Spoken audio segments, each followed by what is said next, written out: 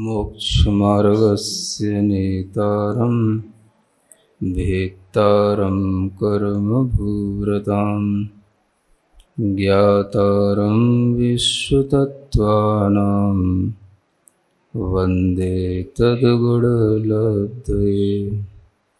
देवादिदेव आदिम तीर्थंकर श्री ऋषभनाथ भगवान की, वर्तमान शासन नायक श्री वर्धमान महावीर भगवान की, परम पूज्य आचार्य गुरुवर श्री विद्यासागर जी महाराज जी की। तत्वार्थ सूत्र ग्रंथराज में चतुर्थ अध्याय का वर्णन करते हुए देवों का वर्णन चल रहा है, जिसमें वैमानिक देवों का वर्णन आपके लिए नाम आदि के साथ में उनकी विशेषताओं के साथ में बताया गया है। वैमानिक देवों की जो अनेक विशेषताएं बताई गई हैं, उनमें कुछ विशेषताएं और भी जानने योग्य हैं। देव बनने के बाद में जो जीव मनुष्य बनते हैं, वो मनुष्य बनकर के क्या बन सकते हैं और क्या नहीं बन सकते, इस बात का भी नियम रहता है। भवनत्रिक की पर्याय है और वह भी देव की पर्याय है। वैमानिक की पर्याय है, वो भी देव पर्याय है। लेकिन देव पर्याय में रहकर के भी जो जहाँ पर जिस लेस्या के साथ रह रहा है, जिन संस्कारों के साथ रह रहा है, उसका यह प्रभाव होगा कि अगले जन्म में वह जब मनुष्य बनेगा तो मनुष्य पर्याय में भी वह क्या बन सकता है और क्या नहीं बन सकता, यह पर्याय का प्रभाव भी दूसरे जन्म में देखने को मिलता है।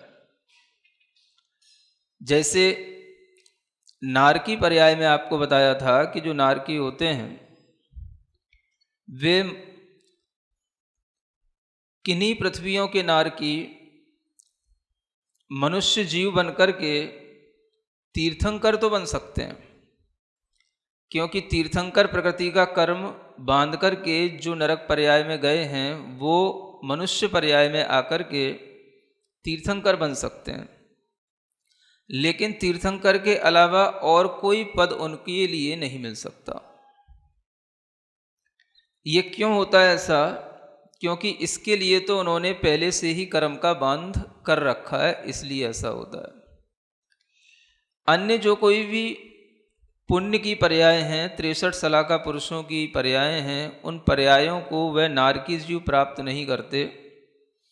उसी तरीके से देव पर्याय में भी ऐसा जानने में आना चाहिए कि जो भवनत्रिक में उत्पन्न हुए हैं, वो जीव वहाँ पर भले ही सम्यक दृष्टि हो जाए, पूरा अपना जीवन भगवान की भक्ति के साथ निकालें, सम्यक दृष्टि हो गए तो सब तरह से देव शास्त्र गुरु का सानिध्य भी प्राप्त करते रहें, किसी ना किसी तरीके से अरिहंतों के साक्षात दर्शन करके उनके भी सानिध्य को प्राप्त करते रहें। यह सब कुछ होने के बावजूद भी देखो, वह सम्यक दृष्टि जीव का मरण भी यदि हो तो चलो सम्यक दर्शन के भी साथ हो जाए, क्योंकि भवनत्रिक में उत्पन्न हुए जीव सम्यक दर्शन प्राप्त कर सकते हैं और ऐसे जीवों का मरण भी सम्यक दर्शन के साथ हो सकता है। और जिसका मरण सम्यक दर्शन के साथ होता है वो नियम से अच्छा मनुष्य बनता है, मनुष्य बन सकते हैं। और मनुष्य बन करके अगर सम्यक दर्शन रहा साथ में, तो उस सम्यक दर्शन के माध्यम से अपने सम्यक्त्व को छायक सम्यक्त्व भी बना सकते हैं। उसी पर्याय में केवल ज्ञान प्राप्त कर सकते हैं, मोक्ष भी जा सकते हैं। कहाँ पर? भवनत्रिक से आकर के मनुष्य बन करके।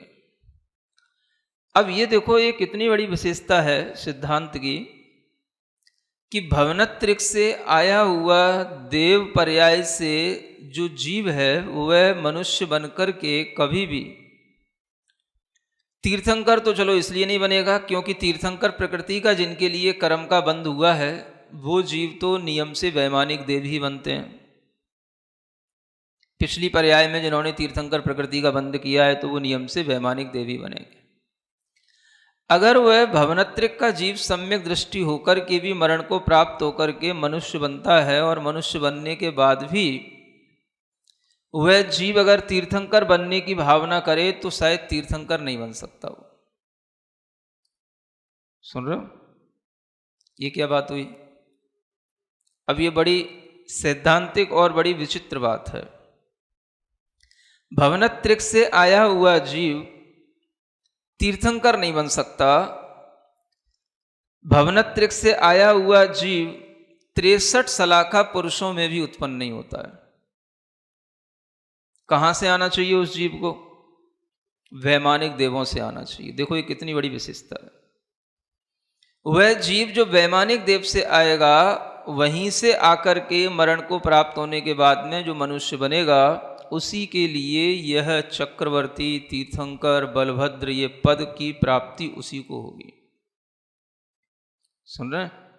देखो देव पर्याय होते हुए भी कितना अंतर है संस्कार में, भवनत्रिक में और वैमानिक देवों के विषय में। ये एक बहुत बड़ा अंतर आप जान सकते हैं। इसके अलावा बहुत से अंतर तो पहले भी बताए हैं।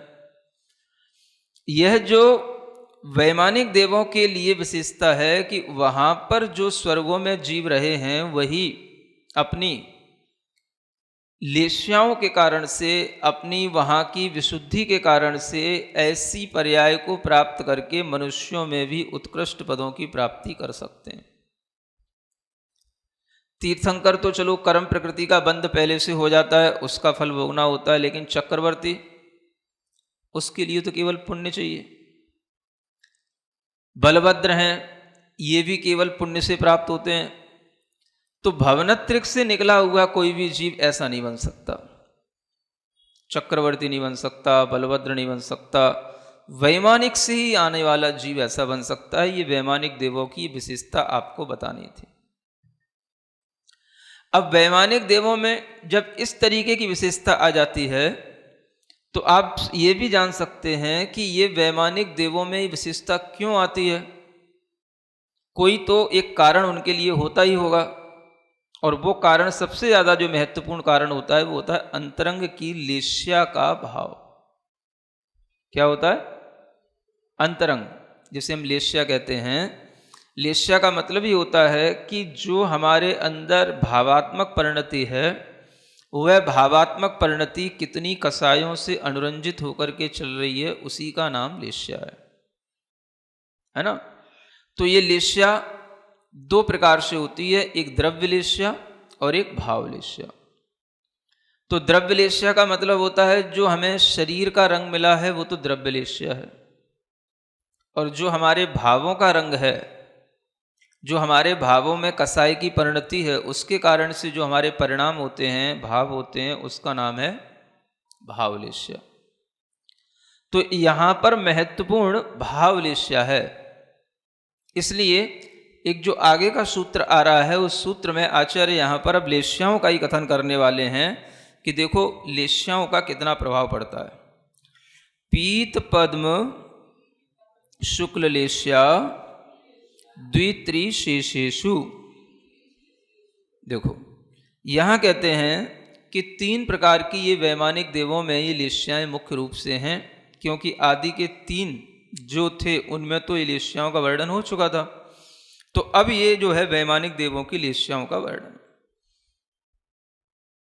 पीतलेश्या, जिसे तेजोलेश्या भी कहा जाता है। क्या बोलते हैं? तेजोलेश्या। एक तरह से स्वर्ण के समान पीले रंग की जो लेश्या होती है, वह पीतलेश्या में आती है, रंग जो इसका होता है। पद्मलेश्या में जो रंग आएगा वो लाल रंग का आएगा। पद्म माने होता है कमल, और वह भी लाल कमल के रूप में जानना, है ना। ये पद्मलेश्या का रंग बताया गया। और शुक्ल लेश्या का रंग ये बिल्कुल सफ़ेद होता है, शंख के समान, चंद्रमा के समान। ये शुक्ल लेश्या कहलाती है। तो ये लेश्या भावात्मक भी होती है और द्रव्यात्मक भी होती है। अगर किसी के शरीर का रंग बाहर से स्वर्णमय है, पीला है, तो उसकी लेश्या पीत लेश्या कहलाएगी, बाहर की शरीर की लेश्या। जैसे कि 24 तीर्थंकरों में, है ना, बहुत से कितने 16 तीर्थंकर इसी पीले वर्ण के हैं, तो ये उनकी द्रव्य लेश्या है, पीत वर्ण की। लाल रंग की लेश्या पद्मलेश्या होती है। तो वह पद्मलेश्या में भी शरीर का रंग प्राप्त होता है, लाल रंग भी होता है शरीर का, जैसे कि दो तीर्थंकरों का हुआ है, एक पद्मप्रभ भगवान और एक वासुपूज्य भगवान। ये बिल्कुल ऐसे ही उगते हुए सूर्य का समान जैसे लाल रंग होता है ना, ऐसे बिल्कुल लाल रंग का ये शरीर की आभा को धारण करने वाले ये दो तीर्थंकर हुए। इनकी लेश्या, द्रव्य लेश्या इसी लाल रंग की पद्म के समान कही गई। और शुक्ल लेश्या सफेद रंग, सफेद रंग के भी दो तीर्थंकर हुए हैं, है ना, नहीं हुए? चंद्रप्रभ भगवान और पुष्पदंत भगवान। ये दो तीर्थंकरों के शरीर का वर्ण कैसा है? बिल्कुल चमकता हुआ चंद्रमा के समान, इसलिए उनका चंद्रप्रभ नाम भी सार्थक है ना।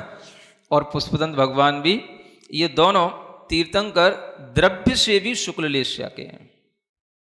तो द्रव्य से भी ये लेश्याएं देखने को मिलती हैं। और कृष्ण नील कापोत, अगर अशुभ लेश्याओं की भी चर्चा करें तो द्रव्य से ये लेश्याएं भी देखने को मिलती हैं। काले रंग के शरीर वाले तो होते ही हैं, नीले रंग के शरीर वाले भी होते हैं, है ना, जैसे कि मुनिसुब्रतनाथ भगवान हुए हैं, हाँ, और नेमिनाथ भगवान हुए हैं, ये नीले रंग की लेश्या वाले हैं।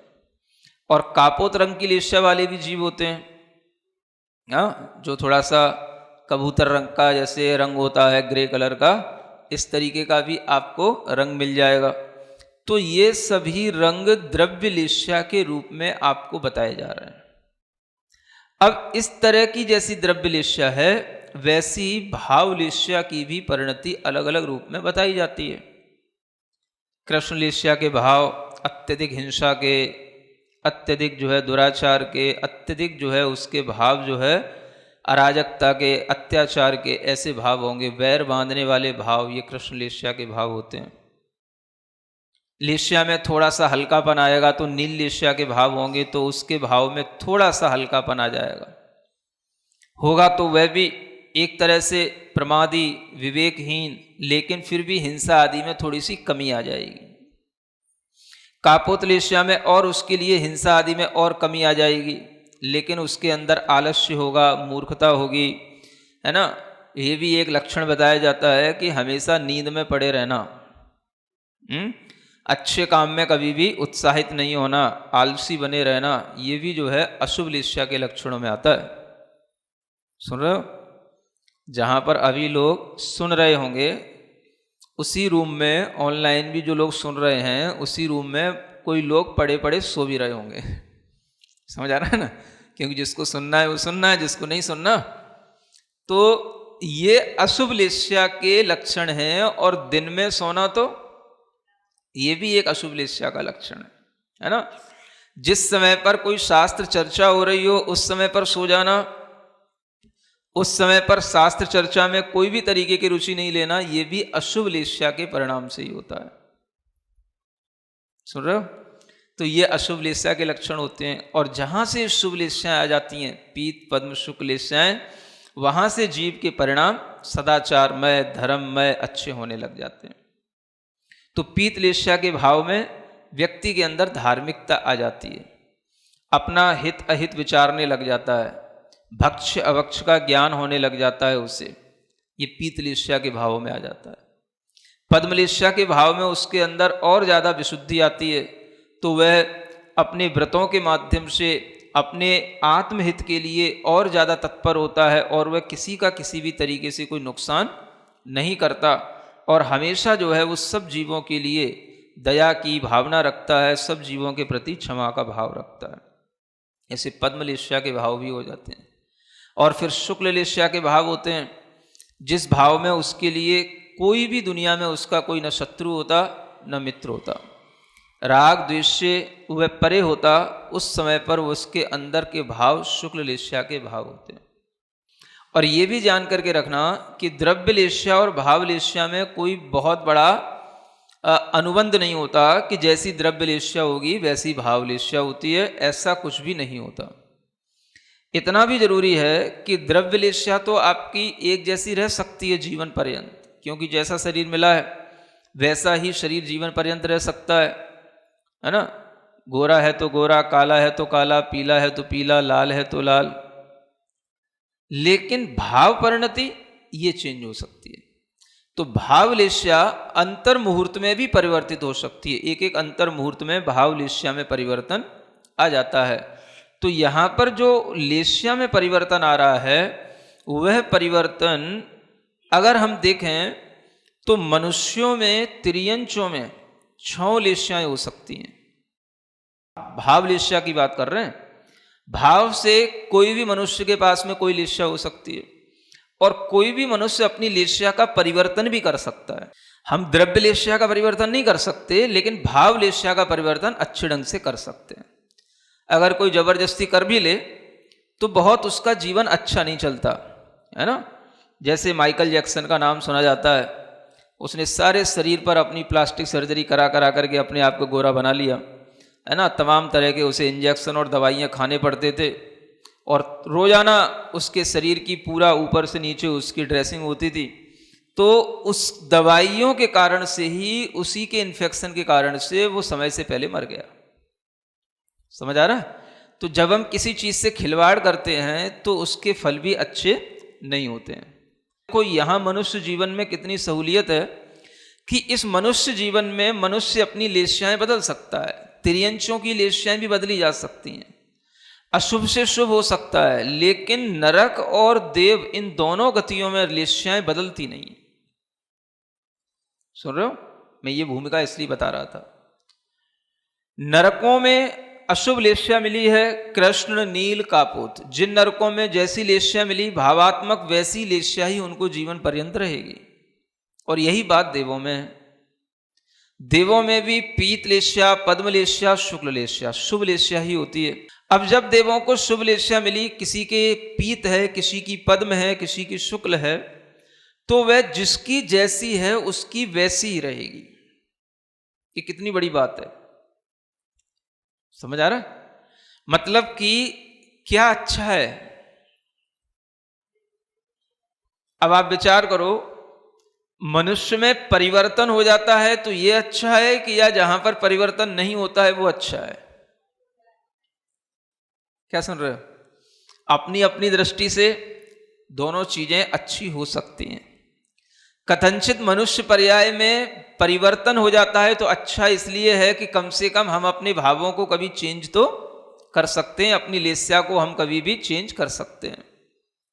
लेस्या चेंज करने का नाम ही पुरुषार्थ है। और जो व्यक्ति इस तरह से लेस्याओं को परिवर्तन करके अपनी लेस्याएं शुभ रखता है, शुभ लेस्याओं के साथ ही जिसका जीवन मनुष्य दशा में अच्छा गुजरता है, उसी को इस तरीके की वैमानिक देवों की आयु का बंध होता है। शुभ लेस्या में बांधी गई देवों की आयु के माध्यम से उसको शुभ लेस्या में ही उत्पत्ति होगी। सुन रहे हैं? तो ये यहां पर अच्छी बात है कि चलो परिवर्तन तो होता है। हमारे अंदर कभी अशुभ लेस्या आई, हम उसको परिवर्तित कर सकते हैं। लेकिन देवों में भी कथनचित अच्छा इसलिए है कि अगर वहां पर लेस्या होती है तो शुभ ही होती है, उस अपेक्षा से तो देवों में अच्छा है। लेकिन नारकियों में वह अशुभ नहीं, अशुभ ही अशुभ होगी, तो उनके लिए वो परिवर्तन नहीं होना क्या कहा जाएगा? एक तरीके से उनके लिए भी अच्छा है। क्यों अच्छा है? क्योंकि इसी के कारण से वो नारकी वहां पर दुखी बने रहते हैं। भाव करेंगे अच्छे लेकिन हो नहीं पाते हैं। हम अच्छा कर लें, अच्छी विक्रिया कर लें, नहीं कर पाते हैं। अब आप देखो यहां क्या कहते हैं, पीत पद्म और शुक्ल ये 3 लेस्याएं हैं द्वित्री शेषेषु। मतलब यह है कि शुरू के 2 कल्पों में सौधर्म और ऐशान है ना, ये एक कल्प युगल माने, और एक दूसरा कल्प युगल की अपेक्षा से देखें तो सौधर्म ऐशान और सानत कुमार माहेंद्र है ना, ऐसा हो सकता है। और अगर स्वर्ग की अपेक्षा से देखें तो केवल सौधर्म और ऐशान में पीत लेस्या है। आगे क्या होता है फिर? लेस्या में किन्हीं में पीत हो सकती है, किन्हीं में पद्म हो सकती है। सानत कुमार माहेंद्र में पीत भी है, पद्म भी हो सकती है।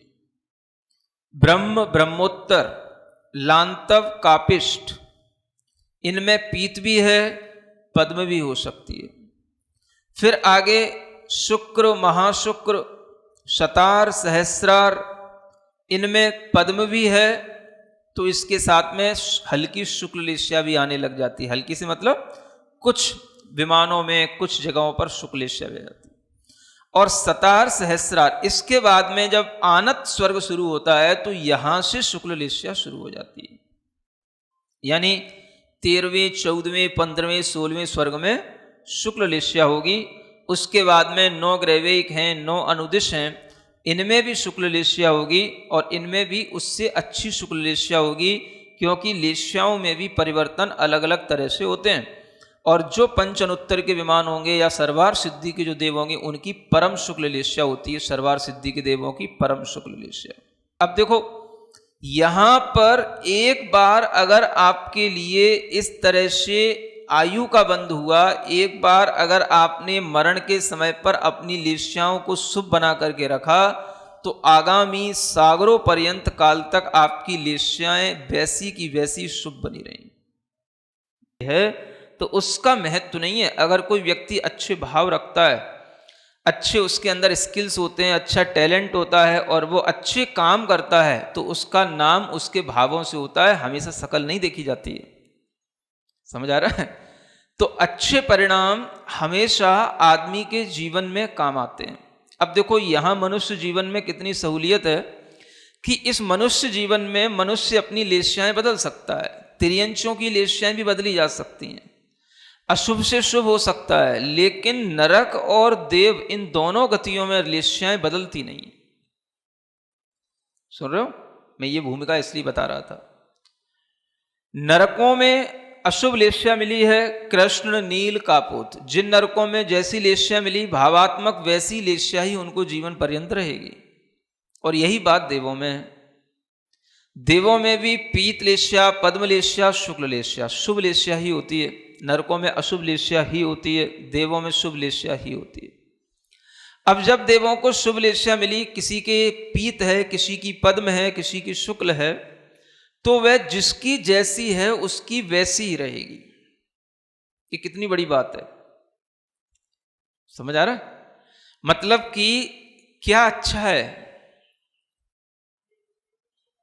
अब आप विचार करो, मनुष्य में परिवर्तन हो जाता है तो यह अच्छा है कि या जहां पर परिवर्तन नहीं होता है वो अच्छा है? क्या सुन रहे हो? अपनी अपनी दृष्टि से दोनों चीजें अच्छी हो सकती हैं। कथनचित मनुष्य पर्याय में परिवर्तन हो जाता है तो अच्छा इसलिए है कि कम से कम हम अपने भावों को कभी चेंज तो कर सकते हैं, अपनी लेस्या को हम कभी भी चेंज कर सकते हैं। लेस्या चेंज करने का नाम ही पुरुषार्थ है। और जो व्यक्ति इस तरह से लेस्याओं को परिवर्तन करके अपनी लेस्याएं शुभ रखता है, शुभ लेस्याओं के साथ ही जिसका जीवन मनुष्य दशा में अच्छा गुजरता है, उसी को इस तरीके की वैमानिक देवों की आयु का बंध होता है। शुभ लेस्या में बांधी गई देवों की आयु के माध्यम से उसको शुभ लेस्या में ही उत्पत्ति होगी। सुन रहे हैं? तो ये यहां पर अच्छी बात है कि चलो परिवर्तन तो होता है। हमारे अंदर कभी अशुभ लेस्या आई, हम उसको परिवर्तित कर सकते हैं। लेकिन देवों में भी कथनचित अच्छा इसलिए है कि अगर वहां पर लेस्या होती है तो शुभ ही होती है, उस अपेक्षा से तो देवों में अच्छा है। लेकिन नारकियों में वह अशुभ नहीं, अशुभ ही अशुभ होगी, तो उनके लिए वो परिवर्तन नहीं होना क्या कहा जाएगा? एक तरीके से उनके लिए भी अच्छा है। क्यों अच्छा है? क्योंकि इसी के कारण से वो नारकी वहां पर दुखी बने रहते हैं। भाव करेंगे अच्छे लेकिन हो नहीं पाते हैं। हम अच्छा कर लें, अच्छी विक्रिया कर लें, नहीं कर पाते हैं। अच्छा सोच लें, नहीं सोच पाते हैं। देवों में हमेशा इस तरीके की परिणति चलती रहती, माने वो हमेशा शुभ भाव में रहेंगे। अब आप देखो यहां क्या कहते हैं, पीत, पद्म और शुक्ल ये 3 लेस्याएं हैं द्वित्री शेषेषु। मतलब यह है कि शुरू के 2 कल्पों में सौधर्म और ऐशान है ना, ये एक कल्प युगल माने, और एक दूसरा कल्प युगल की अपेक्षा से देखें तो सौधर्म ऐशान और सानत कुमार माहेंद्र, है ना, ऐसा हो सकता है। और अगर स्वर्ग की अपेक्षा से देखें तो केवल सौधर्म और ऐशान में पीत लेस्या है। आगे क्या होता है, फिर लेस्या में किन्हीं में पीत हो सकती है, किन्हीं में पद्म हो सकती है। सानत कुमार माहेंद्र में पीत भी है, पद्म भी हो सकती है। ब्रह्म ब्रह्मोत्तर लांतव कापिष्ट, इनमें पीत भी है, पद्म भी हो सकती है। फिर आगे शुक्र महाशुक्र शतार सहस्रार, इनमें पद्म भी है, तो इसके साथ में हल्की शुक्ल लेस्या भी आने लग जाती है। हल्की से मतलब कुछ विमानों में कुछ जगहों पर शुक्ल लेस्या भी जाती है। और सतार सहस्रार, इसके बाद में जब आनत स्वर्ग शुरू होता है तो यहां से शुक्ल लेस्या शुरू हो जाती है। यानी 13वें 14वें 15वें 16वें स्वर्ग में शुक्ल लेस्या होगी। उसके बाद में 9 ग्रैविक हैं, 9 अनुदिश हैं, इनमें भी शुक्ल लेस्या होगी, और इनमें भी उससे अच्छी शुक्ल लेस्या होगी, क्योंकि लेस्याओं में भी परिवर्तन अलग अलग तरह से होते हैं। और जो पंचनोत्तर के विमान होंगे या सर्वार सिद्धि के जो देव होंगे, उनकी परम शुक्ल लेस्या होती है, सर्वार सिद्धि के देवों की परम शुक्ल लेस्या। मतलब कि शुक्ल लेस्या के परिणाम भी बहुत प्रकार के होते हैं। असंख्यात लोक प्रमाण जैसे कषायों के अध्यवसाय स्थान होते हैं, वैसे ही शुक्ल लेस्या, पीत लेस्या, पद्म लेस्या, इन सब लेस्याओं के परिणामों में भी अंतर आता है। पीत लेस्या के परिणामों में असंख्यात देव हैं, लेकिन सबके परिणाम एक जैसे तो नहीं होंगे। समझ आ रहा है? पद्म लेस्या में भी असंख्यात देव हैं, शुक्ल लेस्या में भी हैं, लेकिन शुक्ल होते हुए भी पद्म होते हुए भी सबके परिणाम एक जैसे नहीं होंगे। क्यों नहीं होंगे? क्योंकि सबकी जो कसायों की तीव्रता या मंदता होती है वो अलग अलग प्रकार की होती है। तो कषायें इतने प्रकार के भेद लिए हुए हैं कि उसका आप उल्लेख जब पंच परावर्तन में आता है, भाव परावर्तन जब आप पढ़ेंगे तब आपको पता पड़ेगा कि कषायें कितने प्रकार के भेद लिए हुए होती हैं। दुनिया में जितने भी जीव हैं सबके अंदर अलग अलग तरीके की ही कषायें होती हैं, अलग अलग तरीके की ही सबकी लेस्याएं होती हैं। भले ही लेस्या कहने में कैटेगरी उनकी 6 बन गई हैं, 3 अशुभ हैं और 3 शुभ हैं, लेकिन 3 लेस्याओं के जो परिणाम हैं सबके असंख्यात लोक प्रमाण परिणाम हैं। यानी असंख्यात जीवों में जो भेद दिखाई देता है परिणामों में, भावों में, वो सब किसके कारण से को समझना चाहिए। मान लो हम किसी चीज को लेकर के बहुत देर तक हम घुटते रहते हैं, बहुत देर तक हम किसी के बारे में गलत सोचते रहते हैं, बहुत देर तक हम किसी के बारे में सोचते रहते हैं कि यह हमारे लिए बहुत नुकसानदेह है। ऐसा भी सोचना आर्त ध्यान होने के कारण से वह उसकी लेस्या की शुभता को बिगाड़ देता है। समझ आ रहा है? बहुत देर तक जो व्यक्ति किसी एक ही चिंता में पड़ कर के अपने परिणाम भाव खराब करते हैं, उनकी अशुभ लेस्या हो जाती है। और अशुभ लेस्या में ही आपको ये मानसिक बीमारियां मिलेंगी। डिप्रेशन है ना, चिंता के कारण से शरीर का घुरना है, अनेक तरह की जो है विक्षिप्तताएं मानसिक रूप से आना, ये सब अशुभ लेस्या में आती हैं। जिसके परिणाम शुभ होंगे, शुभ लेस्या के परिणाम होंगे, वो व्यक्ति अपने हित अहित का विचार करने के कारण से हित के काम में लग जाएगा, अहित के काम को छोड़ देगा।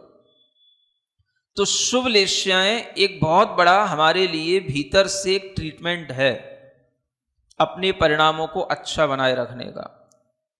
चिंताएं, अनेक तरीके की पीड़ाएं, अनेक तरीके की मानसिक व्याधियां जो ये होती हैं, इन सब के पीछे अशुभ लेस्या का ही भाव छिपा होता है।